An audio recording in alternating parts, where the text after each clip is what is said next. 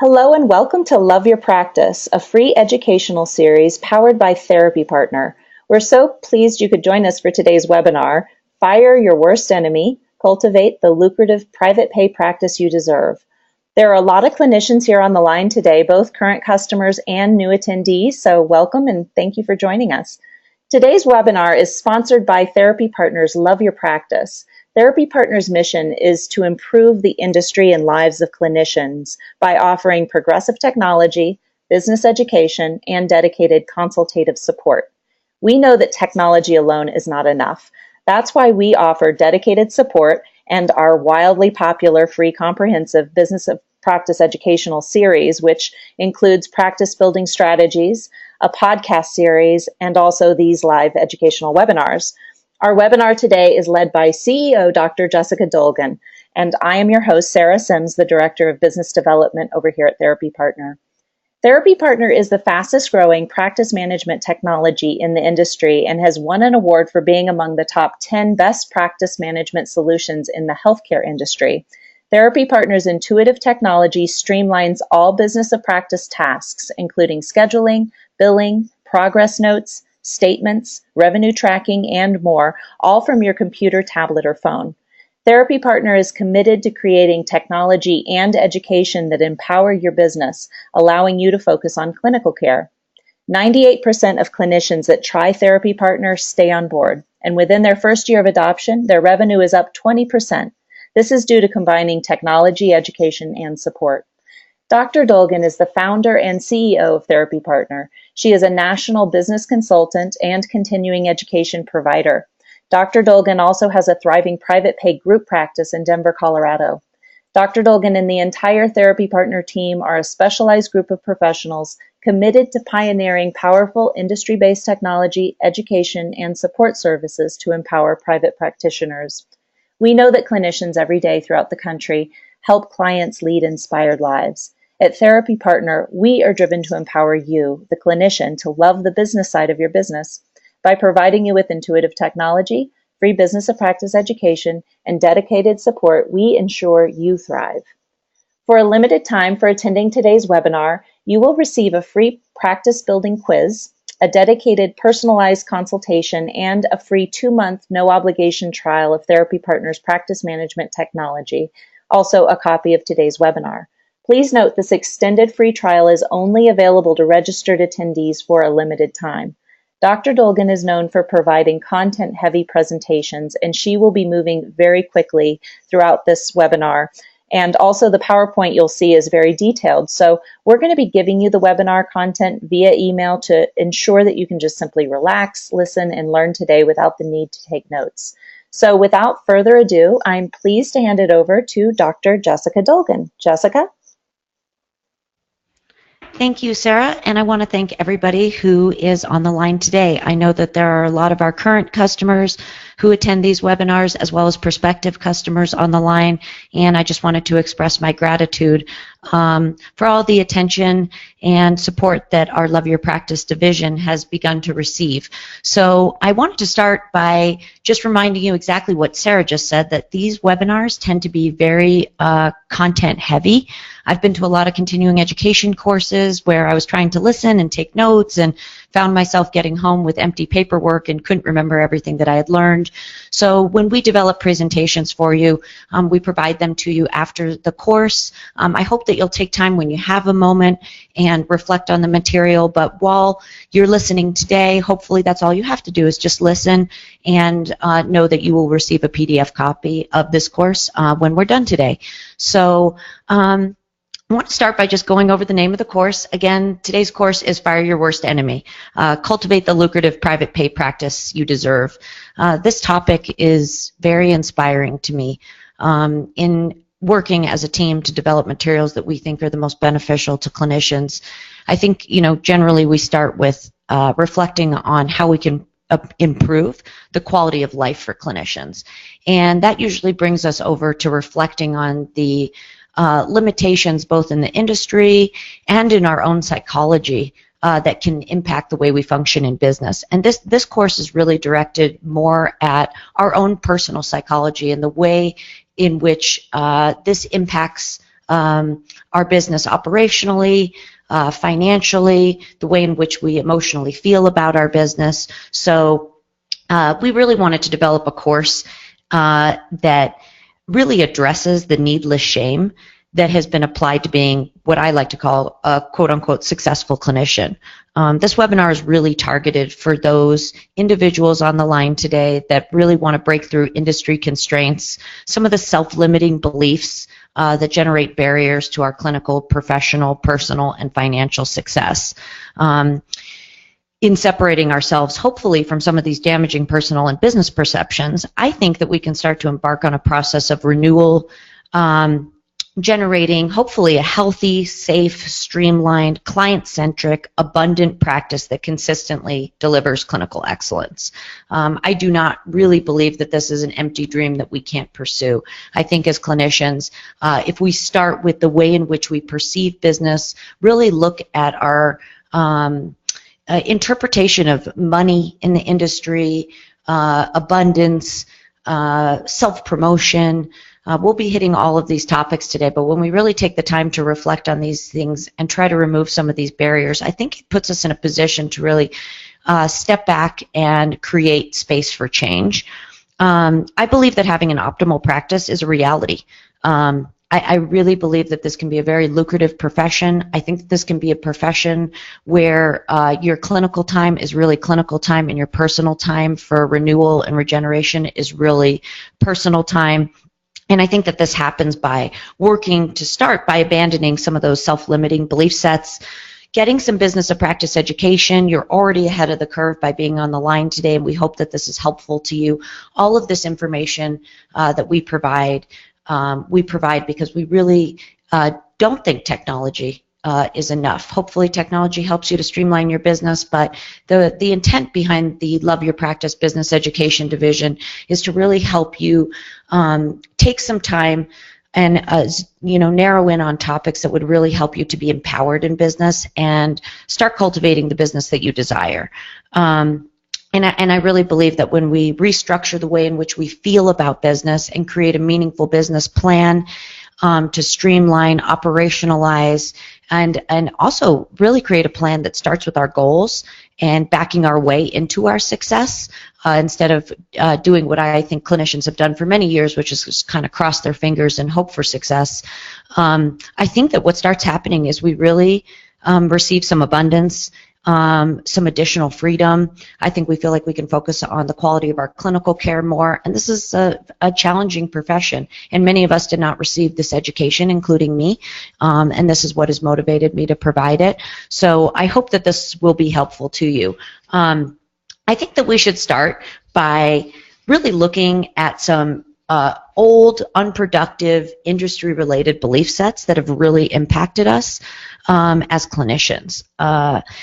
Just as we ask patients to take risks and to push into feelings of discomfort, I would ask everybody on the webinar today to really take the time to try to leave behind perceptions that have been damaging to our industry, potentially personal perceptions, psychological perceptions about your own skill sets or capacity that potentially impact your overall level of satisfaction with your practice and the quality of care that you may be able to provide to clinicians. I am quite fascinated as a psychologist myself with the dual process that happens between clinician and patient, and then business advising and clinician. I think that a lot of the things we work with patients to improve upon are all things that as clinicians we can improve upon ourselves as well. We all have esteem-related items that impact the way in which we function in business. And so today, as much as possible, I myself am going to work to do this, and I would ask you to do this as well, which is to try to take some time to just, let's put a box around some of those self-limiting beliefs and damaging perceptions in our industry that I think have left clinicians feeling really as though their business is running them instead of that they are running a business. So some of the biggies I want to throw out, we've all heard them. I think there's an inordinate amount of damaging perception in the industry around self-promotion. So many clinicians dislike self-promotion, or they associate any sort of advertising or marketing with self-promotion. And I'd ask you to disconnect as much as you can the belief that letting the public know about your expertise in your areas of specialization and letting the public know about your gifts is, I suppose, a form of self-promotion. But I think in our industry that has a really has come to have a very negative tone to it. That somehow there's something dark or bothersome or not appropriate about promoting your business. And unfortunately, in the current marketplace that we find ourselves, some level of promotion is important. And that doesn't have to be self-aggrandizing. But I do think that separating ourselves from the notion that self-promotion is dirty, wrong, it's beneath our profession would be really helpful. There's also a lot of perceptions around specialization. We have heard so often that potentially if you specialize too much or you narrow your focus too much, you might pigeonhole yourself, you might alienate other more generalized patients. I would ask us to put this in a box as well. There's a lot of perceptions about serving the private pay market. You know, we hear them all across the country, and especially in advising services or when people board up to use the technology. I think people are very, very nervous about what it looks like if they serve the private pay market. And there's a little bit of a perception that if you're serving private pay patients, that you're not providing any pro bono or sliding scale services. I believe that you can actually do both. I like to call it the Robin Hood method. I think sometimes some of the private practices that I have seen have been more successful at having a private pay practice with a very well-established, streamlined, organized scholarship foundation and are actually able to give more to those in need than those practices that have a lot of financial regression to the median mark and just feel like everybody's paying a low amount through insurance. So I would separate that. We do not only need to serve the wealthy. What's most important is that we need to serve those in need, and we need to bring our gifts to bear, and we need to bring our specialization out to the public in a way that feels comfortable to us, and most importantly, is less about us and self-promoting and is more about helping the public to find us when they're most in need. I also want to just talk a little bit about abundance. In general, there's been a perception when I came out of graduate school, I think that there was a feeling that individuals in this profession will not really make any money. Clinicians often say, I didn't do this for the money. And I think most of us did not. I don't think that that's why we're here. I don't know that that's even why I'm here today. That is not why any of us are here. But I do think that being able to have a well-run private practice that really is provides some abundance in your life and allows you to take on what you need to financially is really important. Clinicians that are really struggling financially also really struggle to provide the quality of clinical care that they need to for patients. And also, I believe, just like every other profession, that you deserve to be well paid for your time. And there is nothing dirty or wrong about that. And actually, I think this can be a lucrative profession. So since you're here today, you're already open to the idea of getting business education, and many of you are interested in what types of skills, strategies, or techniques you can employ to improve your private practice and also your financial outlay as well as your revenue. And I really believe that just thinking about our overall issues with abundance and asking ourselves in our private moments, you know, are we open to the idea that we could make money in this profession?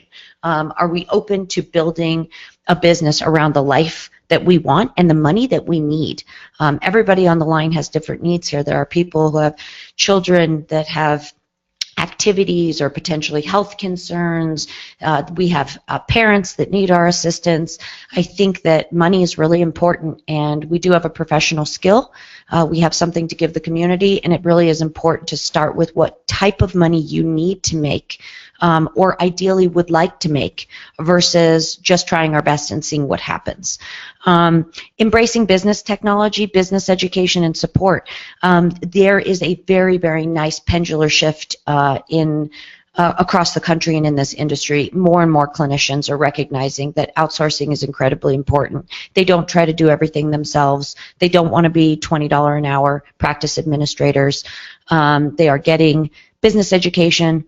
They're getting dedicated support from experts, and they are utilizing business technology so that when they are with patients, they can just provide direct clinical care, and when they are having our weekends and enjoying our time with our families, that's what they're doing as well. It's really important to our psychological health.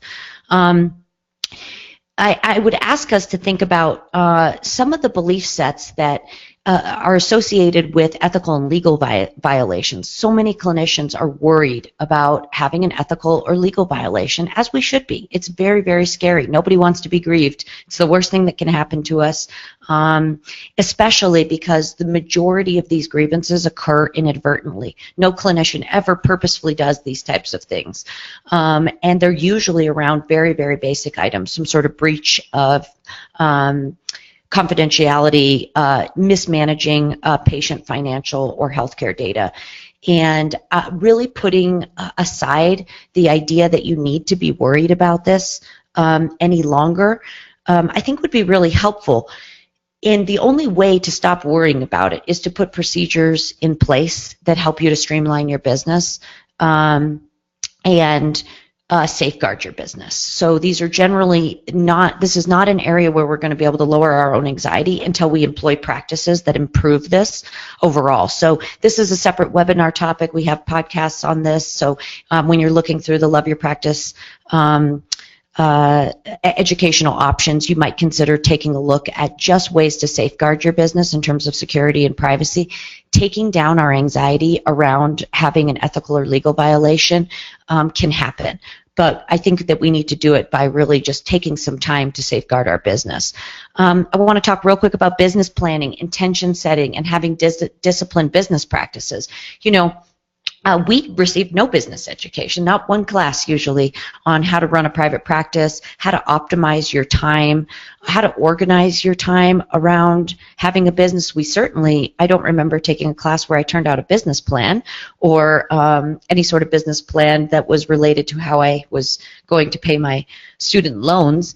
I actually think that in many ways, because our training is so clinically focused, it's quite interesting to me, and always has been, that we end up running our own businesses. I mean, most private practice clinicians run their own businesses. Perhaps some people on the line work part-time in a hospital or in a public setting, but a lot of us run small businesses.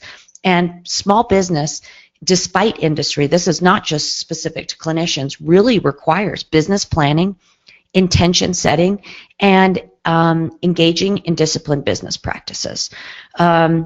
And then thinking about stabilizing, growing our practice through multiple streams of revenue, work that resides outside of our treatment chair. There's a lot of self-limiting beliefs in the industry that generally, you know, we have a ceiling, we can only make so much money sitting in our chair, we can only produce so many clinical hours. I would really ask us for today to just think outside the box. Had we been given an opportunity to dream about the type of private practice we want to run, what it specializes in, the types of clients we serve, the way in which we're paid, the way in which we hold ourselves out to the public in terms of marketing, I think many of the people on the line would have cultivated a practice that is more in line with their what they desire most. And just like we tell patients, you know, when our behaviors are misaligned with our values, I think that this creates dissatisfaction in life and unhappiness. Same thing goes for people in business. When we have values around abundance, values around our free time, the way in which we conduct clinical care, the types of patients we're seeing, and that is disconnected from our behavior in business, I think we feel misaligned and we don't feel as happy or as satisfied with our business, and subsequently abundance and free time and all of the things that come from running a great business are impacted. So some of these things to think about. I think we can disrupt our industry and really build practices that thrive by abandoning these shaming beliefs. And we can start today by doing it. And these are right in front of you. You can review them more in detail later. We kind of went over all of them just now. But again, number one, public service and health agents shouldn't be paid well. Not the case. I went into clinical psychology for patients, not for the money. You can go into it for both. You can be well paid and really take excellent care of patients. Abandoning the expectation that we're not business savvy and that we're not interested in developing client-centric or streamlined, awesome, amazing private practices. That's not the case. Everyone on the line today is interested in how to run a great practice, and we are interested in becoming business savvy. I don't even know that clinicians aren't business savvy. A lot of them will say, Jessica, I love the business, or I love the patients, I hate the business. And I'm not even sure if that's the case or if they have just not been provided any of the education or support, because the clinicians that start to get education, support, and are starting to use some technology and tools to streamline their business, those same clinicians call me and say, I actually do love running my business, and I do think of myself as business savvy. So that is something that is within the realm of pursuit for us. Business education is not justified. Years ago, you couldn't get continuing education credit for any business education. The boards are now shifting on this viewpoint, that clinicians should just focus on clinical education only. Not the case. In fact, when we only focus on getting continuing education for clinical matters, what happens is we really become unclear about how to run our business. And that is a huge component part of what we do. And if that can be well streamlined, these businesses can be simplified and handicapped to run very efficiently. They're not the most complicated business model on earth, but insinuating that business education is not justified is just something that we have to push away from. Self-promotion is unacceptable and doesn't accurately reflect clinicians or the industry. Not the case. Pursuing areas of specific specialization or expertise is dangerous. We teach an entire webinar, and there's several podcasts and articles just on the benefit of cultivating a couple of niche expertise. The public pursues experts at great rates and during their most dire moments. If something happens to any of us on the line or family member, this is what we need. We need experts. And everyone on the line is an expert. What we struggle with as clinicians is promoting that expertise. So this is definitely a belief set that I would like us to abandon. There's a real feeling among clinicians at times that our professional precedent and the way in which clients observe us in business isn't really impacted by the way the practice operates or is streamlined for patient access and convenience. That is changing, and very, very rapidly. If patients do not feel like they can access your office in a streamlined, efficient way, they can't store a form of payment on file with you and come to session without worrying about paying, that their statements don't arrive in a way that sets a professional precedent, or that you don't secure their financial data or healthcare data, it actually does impact people. And the public is becoming more and more sophisticated about the way they expect all of healthcare to perform, including private practitioners. The good news about this is the public is driving this. They want us to set a professional precedent and run great, amazing, streamlined businesses. The good news for us is all of this push helps us to run great, streamlined, lucrative businesses. So it's really, really not bad that the public is moving in that direction. A poorly optimized and managed practice does not impact patients. That is connected to the line item above. It actually does. Poorly optimized and managed practices definitely impact patients.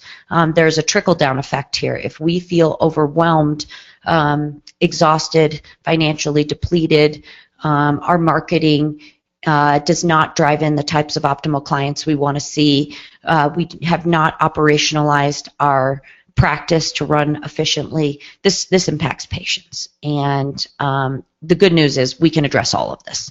I hope that today's course, more than anything else, will just be an encouragement to, will help you to be encouraged to take more courses around each one of these items. How do I streamline my business?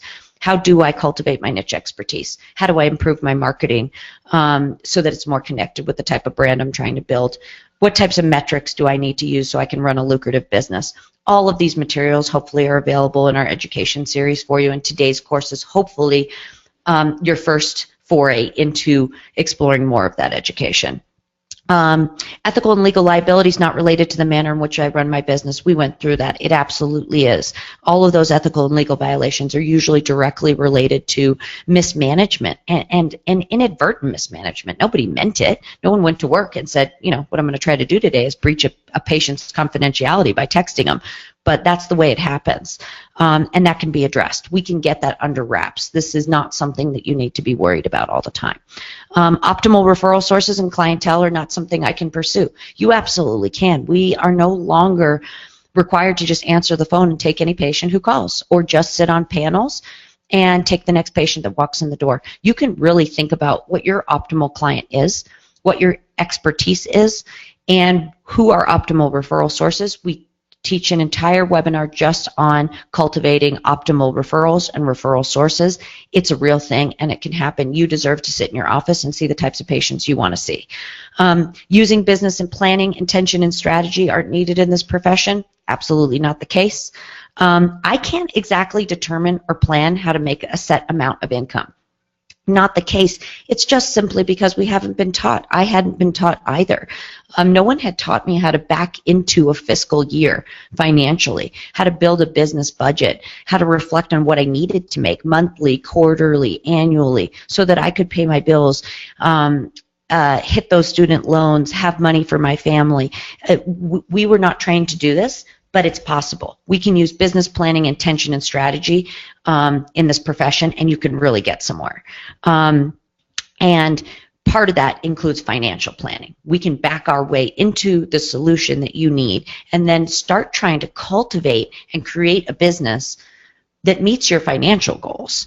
This one says, I don't expect to make money, passive income, or to have a retirement or exit strategy. I can't encourage clinicians enough to start thinking about multiple streams of revenue, ways for you to make money outside the chair. It can be simple. Some of you have some materials that you'd like to share with the public. You have articles that you'd like to write, or a blog you'd like to write. You would like to hire associates to run in your practice because you have extra patients coming in. All of these are well within your rights to consider. You deserve to get to think about how small or large you want your business to be anytime you want, and why we are in an industry where clinicians come out of school or are working and don't feel that they can really think about passive income, or they are allowed to think about retirement or exit strategy. To me, just feels dangerous. And I don't know where we got all these kind of shaming belief sets that infiltrated this industry, but we are really working to hopefully undermine some of them and get them changed, shift our perception, and move forward in a much more positive direction. You can do anything you want with your business. It is your business to run. And the last one is really simple. I don't have the business skill or capacity to run an exceptional business. I addressed that earlier. I can't tell you how often I hear clinicians tell me they just don't have the business skills. And what's interesting about that is they've had no business training. There's somebody on the line today, and this might actually be one of their first hours of business advising / education on the topic of private practice. You know, Malcolm Gladwell talked about the 10,000 hour rule. This is a practice effect. One of the reasons we're adept at seeing patients is because we've seen so many patients. And I'm sure all of us remember one of our first patients or our first intakes in graduate school, how anxiety driven that experience was, anxiety provoking. I certainly remember myself. This was due to lack of practice, and I really believe that clinicians do have business skills. They do, in fact, not only do they sometimes have business skills, they have the psychology of business down more than in other industries. We're clinicians, we're therapists. We have been trained, and many of us believe that we came to the world this way, to be observers, and we are intuitive and intentional in the way that we do things, and reflective. All of these make for very, very good business skills, actually. In many industries, people actually could become jealous of a psychologist or a clinician or psychiatrist who has this skill set naturally. This is very, very helpful in business. I just think we haven't been encouraged to use business skills. And if we take our clinical skill set and our natural propensity in and apply that to business, we could be in great shape. There are so many people on the line today who have fascinating things to say. They do a great job helping. We help patients one by one by one to optimize their very best them. And I think that if we take that exact same lens and you shift it over to your business, which you deserve, in the end, I had a patient recently say to me, I've discovered, Jess, that this life is all about me. And I thought, this is such a simple thing that a patient said, and it really is true. This life is about her, and this life is about you and your business. And you get to make this business do anything you would like it to do. And I think if we can put aside the concern that you don't have the business skill or capacity to run the business, I think that's a very good start. And then if we could start employing all of your psychological skill set, take that lens and apply it to business, we might really have something in our hands. When I see clinicians do that and they employ that level of confidence and insight and then start getting some education on how to run a business, what I find is they start running amazing practices. They grow, they get associates, they make good money, they call back and say, I can't believe how much money I'm making. Of course they are, because they've become successful at something and they're using their natural skill set to drive that success. And additionally, they just believe that they can get there. So that's part of it. Let's talk about building your practice around your life. Really, really important. Here's just some questions for you to reflect on later. It sounds very rudimentary, and I hope it won't offend some people on the line, but many clinicians have never been asked these questions, or we forget to ask ourselves these questions. What clinical days and hours would you actually like to work?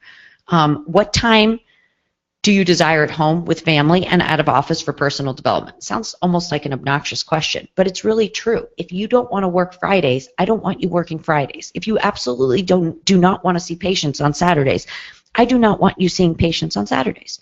If you need to be home in time for certain kids to get out of school or to take your child to an activity, and it's important to you and it's part of your value system, then I think we need to start thinking about how to develop this practice around you. Are you dedicating any time to this type of business education? You're here today, so the answer is hopefully yes. This is a very good start. Do you have development time in your schedule? That's very different than business operations. There's a little podcast to listen to, maybe it's 10 minutes, just about understanding the difference between business development and business operations. Business operations means zipping up things that are already happening in business. Business development is about taking the quiet, reflective time necessary to start growing the business that you would like. Are you outsourcing? What administrative functions are you taking on that don't reflect your highest and best use? I usually ask people to just start by saying, is there anything I'm behaving as though isn't a big deal? Do I act like it's not a big deal to do patient statements? Do I act like it's not a big deal to run checks to the bank? Do I act like it's not a big deal to keep paper files that I have to go work on in my office? These are the types of administrative tasks that add up, create safety issues in terms of protecting patient data, and most importantly, they're just not streamlined and organized and efficient, and they don't drive revenue. This is where technology hopefully can help you. We're in a very, very different time than we were 10 years ago or 15 years ago. Practice management is a real thing, and most clinicians have really gotten to the place where they can see the value. So whatever you're doing, even if it's just writing, picking the pictures for your own website, or hand delivering things without maybe the business plan or intention around what we're trying to produce, really important. So any administration, just take a little list, put down a list of things you're doing that you think do not reflect your highest and best use. Asking yourself, what patients do you love to see? Who are you the most talented and skilled at treating? Every clinician I talk to will tell me at some point, I saw a great patient 2 days ago, or I saw 3 patients 2 days ago. If all my patients were like that, I'd be the happiest person. I've heard so many clinicians say that. I've heard myself say it. The truth of the matter is you can see the types of patients you prefer to see. And if they fall in your area of expertise, they will pay a premium to see you. I really believe that you can spend each clinical day, all day, seeing the types of patients you would prefer to see. And when we narrow our focus to a few areas of expertise, we really become incredible at that. It also drives up a higher payment rate, and improves our satisfaction. So there's nothing wrong with actually asking yourself who you would like to see. If you treat women with postpartum depression, and that is what's motivating to you, that's what you like to read about, that's what you're driven by as a clinician, you want to pursue clinical excellence in this area, then let's get more of those women into your office. We really need to think about what patients you don't want to be seeing, which ones feel like high liability for you to be seeing, or you just don't prefer to work with. So many clinicians have a third of their client load spending time with patients that they don't necessarily want to see, and I'd like us to think about whether we can change that. Does your public brand represent the practice you're looking to build? Do you have a brand? And it can be this does not need to be a narcissistic, hyper self-promoting approach to branding. This can be something very simple. Do you have a brand? Do you have a basic message? Does the public know what your level of expertise is or your area of expertise? Do they know how to find you? When they get there, do they feel comforted by you and your approach and your space? All of these things aren't expensive things, and they don't have to have that ugly, they don't have to be perceived as ugly in terms of promoting ourselves and our business. They can actually be lovely. Your brand can match you and your personality, but do you have one? And asking yourself that. What do you want to earn? And what do you need to earn? I can't tell you how many clinicians have rarely asked themselves this question or been asked this question. If you are not earning what you actually need to earn annually to meet the expectations of your family, your life, yourself, the business, this is an exhausting profession. It's already challenging. We tend to be emotionally intuitive. A lot of us absorb a great deal of emotional energy around those, around people and our patients. We've obviously worked hard at cultivating the skill set so that we can be intuits and help people clinically without becoming emotionally impacted by it, but it's still a challenging profession, and we need to know what you would like to earn and what do you need to earn, and there's nothing wrong with you writing this down and backing your way into a solution to get there. Are your rates and your public brand reflective of your expertise? Every single person on this call today has an expertise, as I've said before. And when I talk to clinicians about that expertise, they're so excited about it. They're taking continuing education. They really excel in these areas. They become passionate and alive. When I look at their websites or we ask them if they're promoting this, most of the time the answer is no. I don't want to pigeonhole myself, or I don't want someone to not feel like they can come see me. Everybody here has a gift. I rarely bump into a clinician that doesn't have a few areas of expertise they would like to pursue.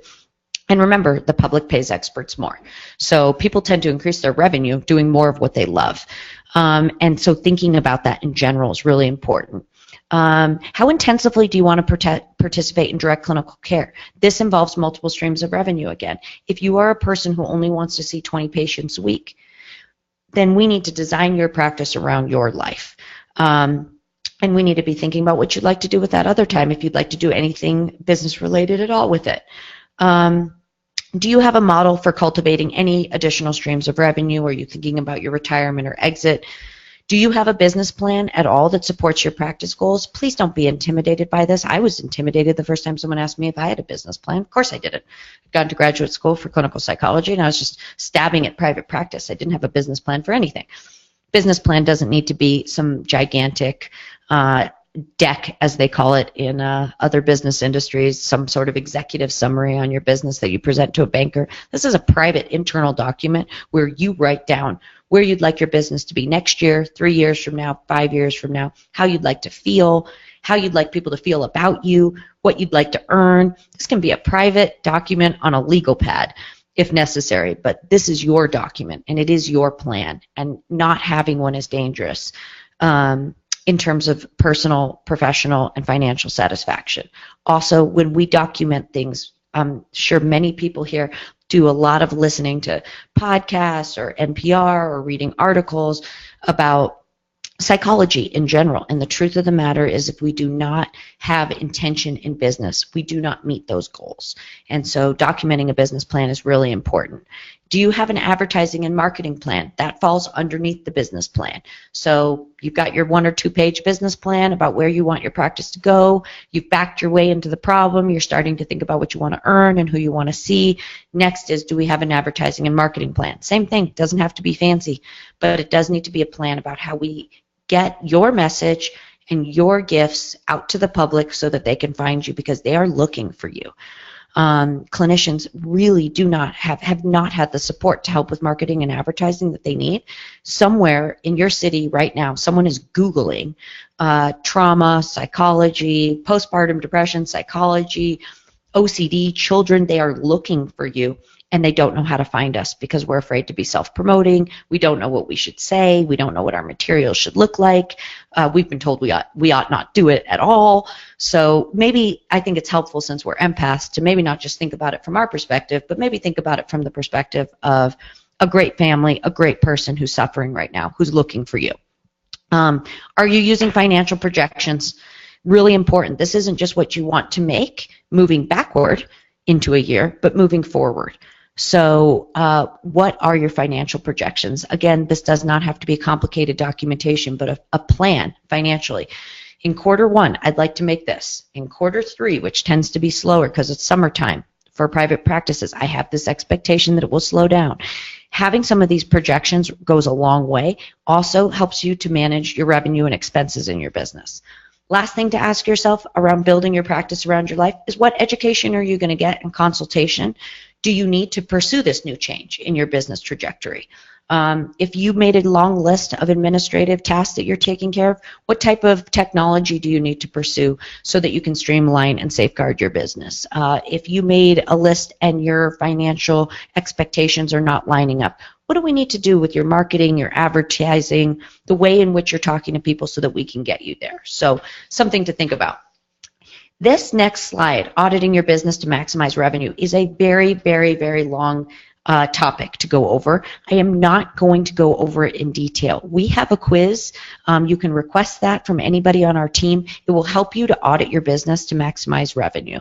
And auditing your business from start to finish is an incredibly important task when trying to reset your trajectory. This essentially means effectively that you are going to walk your business from the point that a patient would hear about you in the public. What does it feel like when they find you online or hear about you from a colleague or get a referral to your practice? And you're going to think about their experience from the moment they've heard about you all the way through termination. So what is your environment like? What does your paperwork look like? How do you manage them in a client-centric way? How do they experience your practice? Are you setting a professional precedent compared to others? How do you manage their billing? How does practice management technology impact them? Are they getting statements? Is it organized? Do they feel like you're a great clinician who is completely focused on their clinical care? Because that's what the public perceives is a professional precedent. They don't like distracted doctors, and we've been encouraged to be distracted clinicians and therapists. We are one of the only professions where the expectation is that you're just going to have a credit card reader sitting on your desk. We're expected to be practice administrators and clinicians, and I'd really like you to abandon that notion. So the best way to do that is to walk your practice from the point that a patient hears about you through termination and look at every touch that they will have in terms of experiencing you and your brand. This will help you know ways that you can streamline, operationalize your business. This sets you up to be super successful. You will have more time to do what you want to do. Patients will have a great experience coming to your office that's professional. You can focus on your area of expertise. You provide direct clinical care that is focused, organized, and efficient. Patients improve. They tell others about this. You earn more. You're happier. It all works out very well. And it usually starts with a big audit. And it's really not I don't want to overwhelm you. It's not a complex task. We even have a quiz, and you can kind of walk through and ask yourself the quiz questions. So you can ask one of our team members in the education division for this when they send you a copy of this presentation. And but please review this slide. Everyone, clinicians, we study. We went to graduate school. We like to read and sit on material, and that's why I try to write pretty content-heavy presentations. So please review these sections when you have a moment, and take this quiz on auditing your business. This is really the key to altering the trajectory of your ship. And lastly, agree to pursue these top 5 business strategies. So I have narrowed them down to 5 things at the end of this webinar to really think about that can start generating immediate and lasting change. Also, in providing technology to thousands of customers around the country, we have come to understand what items they pursue in the way in which they run their business that are most directly related to increasing revenue. And making a little extra money right out of the gate never hurts anybody. Nobody on the line today is going to be upset by making 20% more in the next year. So these 5 strategies are organized around bolstering you most immediately. The first is to utilize progressive technology and business education to streamline and operationalize the business side of your business. You can increase revenue by 20% just storing a form of payment on file for every patient in your practice and utilizing some form of practice management. This is the case in every industry. All of us have shopped Amazon. We all know how amazing it is. We want to buy something and they say, oh, great, would you like to buy this too? You bought it last time. And they put it in our cart and our credit cards on file. Every single business across industry, so this is not just about clinicians, earns more when patients or customers can store a form of payment on file. This happens when we go to a yoga class. This is happening when we shop for something online. It happens in your practice too. Patients will access more care. And they'll be more focused on their care when they're not talking to you about form of payment at the time of session. Also, you can bill for everything. Late cancels, no-shows, consultation. Storing a form of payment, utilizing some form of technology, and starting to pursue business education. 2 big things happen. 1, the practice becomes streamlined. You have more time now to stop doing administrative tasks that are redundant and exhausting, and you get to start focusing on business development. Our approach to business is if we provide you with the technology you need and the support you need and the education you need, slowly but surely you can start cultivating a business you really love. And we are really hoping that that is the impact we're having in the marketplace. That's what I'm passionate about, and we hope that that's what's coming across. Learn to differentiate business development and business operation time. It's really, really important. Start right now. This week, try to put 2 hours aside for business operations, maybe to take the quiz, maybe to audit your business, maybe to make a list of administrative tasks that you're doing that are cumbersome. But learn to differentiate business operation time from business development time. Business development time is what you're doing right now. You took an hour, and we're so grateful for your time. Your time is valuable. You took an hour to do this. This is business development. You're thinking about where the practice is going, and you're not just chasing your tail. Clinicians are so overwhelmed.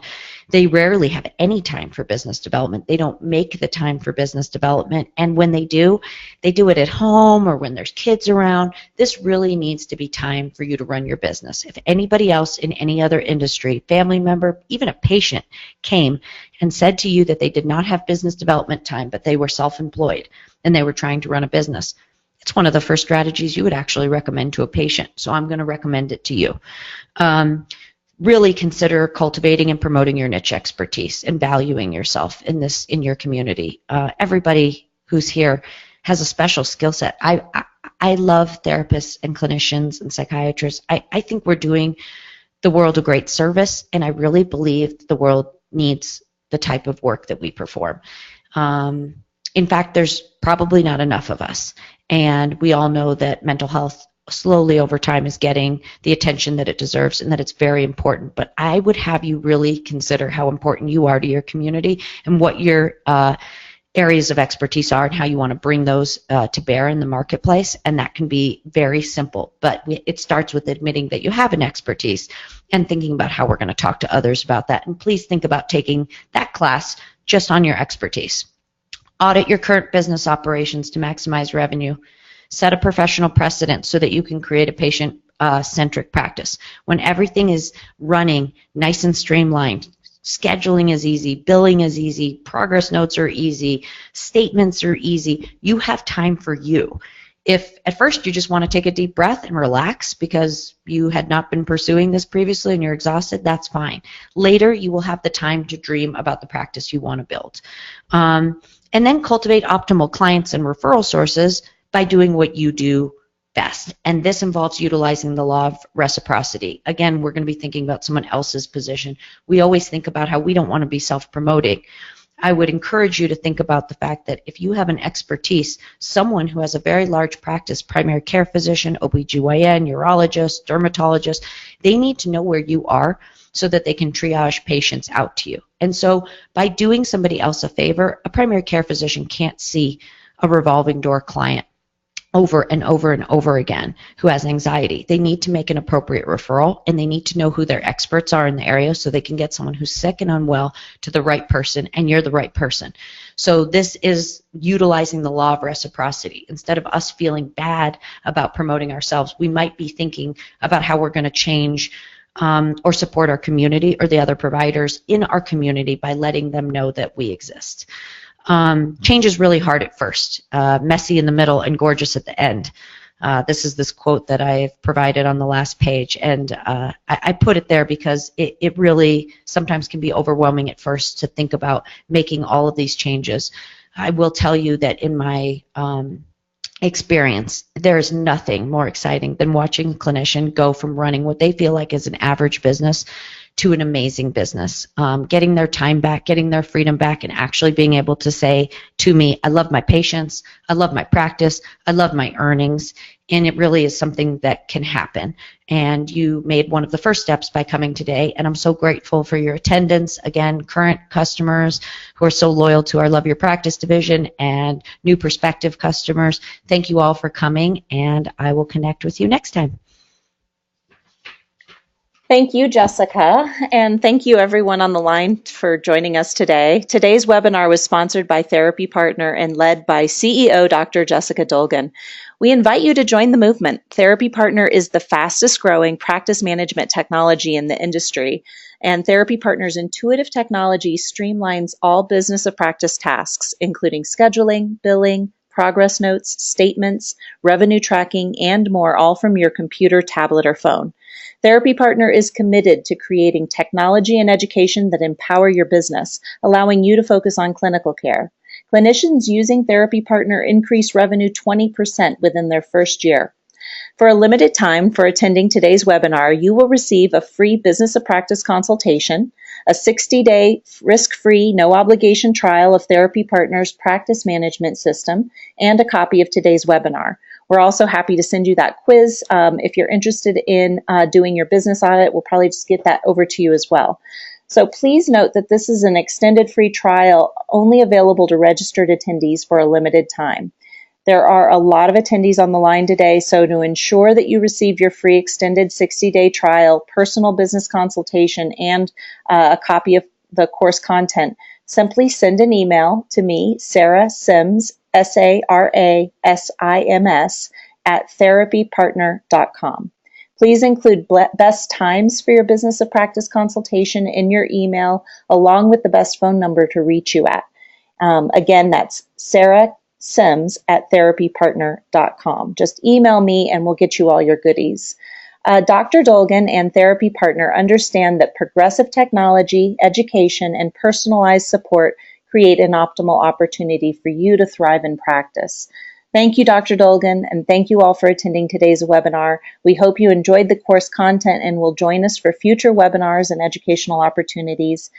At Therapy Partner, we are committed to providing the most progressive technology and education to help empower your practice. So we hope to see you here again, and have a wonderful day.